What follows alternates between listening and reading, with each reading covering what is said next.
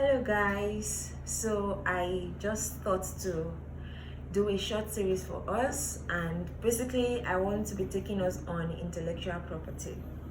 All right, I have been seeing a lot of situations where we have to deal with intellectual property. As a matter of fact, that is what is in for us. We would need to, at one point or the other, refer to the use of intellectual property and the protection of same. So I intend to just do this very short clip on intellectual property. And basically I want to do this in relation to workplace employment, workplace duties, employer. So basically I will start with what intellectual property is.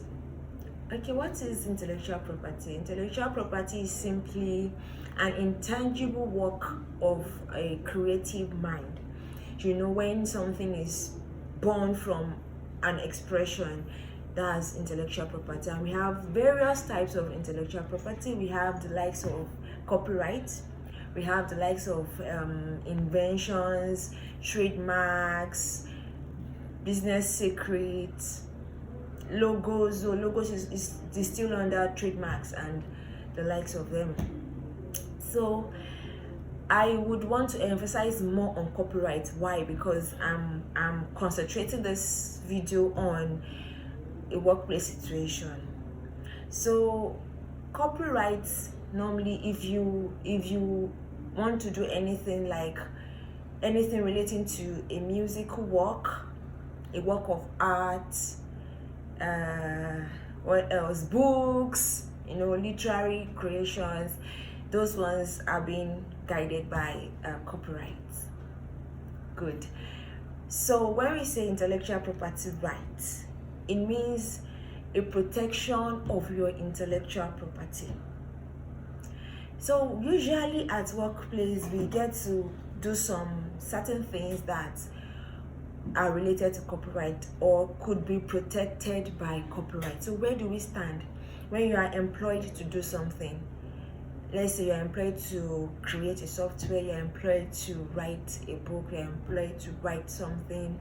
What happens to the intellectual property? So I'm going to just take this from two angles. First, the angle of the employee, and second, the angle of the employer. So coming from the angle of the employee, what you should note at first is the status of your relationship in the company. So when I say the status of your relationship with the company, I mean, are you on a contract, like a contractual employment, or are you a regular employee of that company?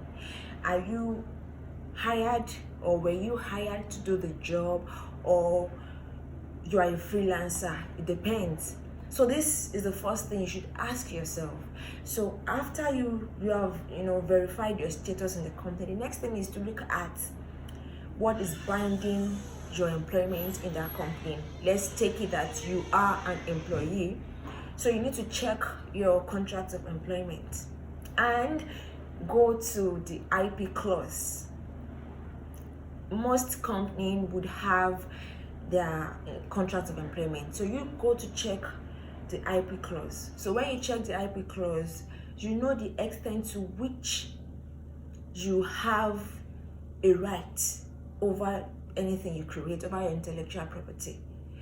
So when you check the IP clause, you need to check the extent of the protection that you have. There are some that their work is being protected to the extent of what they do within the working hours. There are some which, once they do anything within the working hours, the ownership reiterates, or the ownership goes back to the company.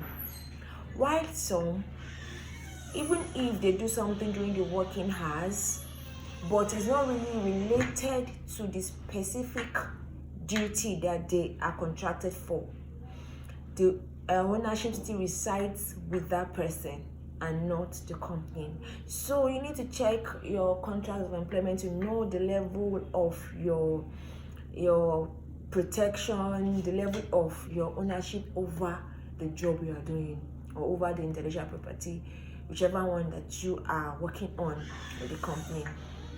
So on the part of the company would also want to, check the status. You have to be sure of the relationship between yourself as a company and your staff member. You want to know if this person is an employee with you or you just hire the person. So what happens if this person is not an employee?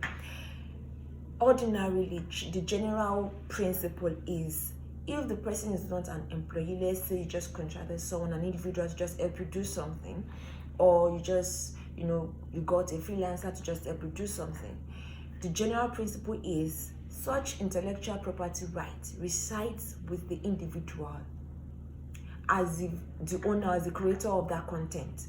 So that's why I said it's very important to verify the status between you and the parties should verify their status. But a way a company can, go about getting to own the intellectual property over the job they've given to an hire or a freelancer or someone an individual they just contracted to do something for them, is to have a document. A document, obviously it will be written down. So it's to have a document that would cover assignment of that intellectual property. Meaning that when you have this document is just going to, transfer the ownership from the person who is working for you, transfer the ownership from this person to you. You might want to state the term, maybe after the expiration of that job or after a particular period, that the assignment of this intellectual property, the ownership of the intellectual property, be transferred to the company. So in such a way, the company has the ownership of that intellectual property. So I think we are good, and I will be rounding up here. And I want you to know that this is just a segment. I'll still roll out another segment, but I'm going to be talking about confidential information. I'm sure if you are into business, you would not want to trade or risk you losing some important business information. So the next 2 weeks we are going to just briefly talk about anything or basic things you need to know about intellectual business information, confidential information. So guys, thank you for watching this video. Thank you so much. And let me just leave this disclaimer: this video is not a substitute for a legal advice. No, it's just a general information that might be helpful for you or your work or for your business. So do not take this to mean you bypassing consulting a legal practitioner, an expert in or a specialist in areas like this. No, it's not. It's just just to give you some general information, to give you some knowledge about some of those things. So thank you guys. See you in the next series. Thank you. Bye.